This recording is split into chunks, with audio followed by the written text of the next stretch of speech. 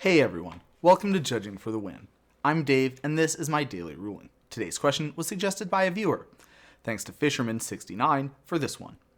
Amy flashes back Light Up the Night, removing 5 loyalty counters from Chandra, Hope's Beacon. To make this question interesting, we'll say that she hasn't cast any other spells this turn, and that Chandra started with just 5 counters on it. Is Light Up the Night copied? If so, how much damage will the copy do to a creature? Is it the same as would be dealt to a player?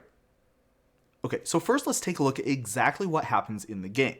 During the process of casting Light Up the Night, Amy will pay its costs, which involves removing the 5 loyalty counters from Chandra. Chandra does not die right away though. The thing that makes Planeswalkers with no loyalty die is a state-based action, which means it does not apply in the middle of the process of casting a spell.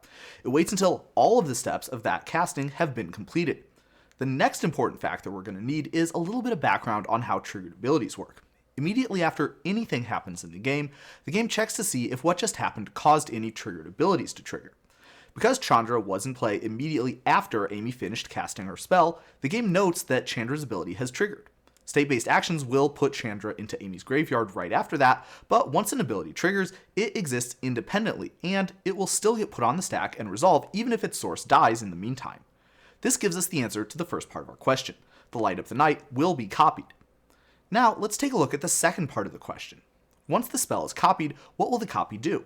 Some of you maybe think that it shouldn't deal any damage, since Amy didn't remove any loyalty counters or pay any mana in order to cast this copy.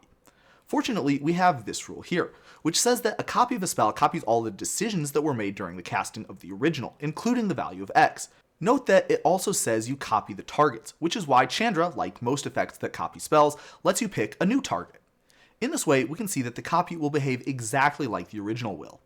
If the target of the copy is a creature or planeswalker, it will take 6. Otherwise, it'll take 5.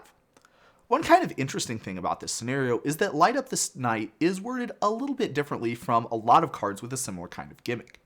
Sometimes these cards that do different things depending on what kind of targets they have will use a modal template, like this Consuming Bonfire. If you remember that rule that I had on screen earlier, the mode was one of the things that gets copied also, which means that Consuming Bonfire would work a little bit differently if you were going to copy it with Chandra, or most things for that matter.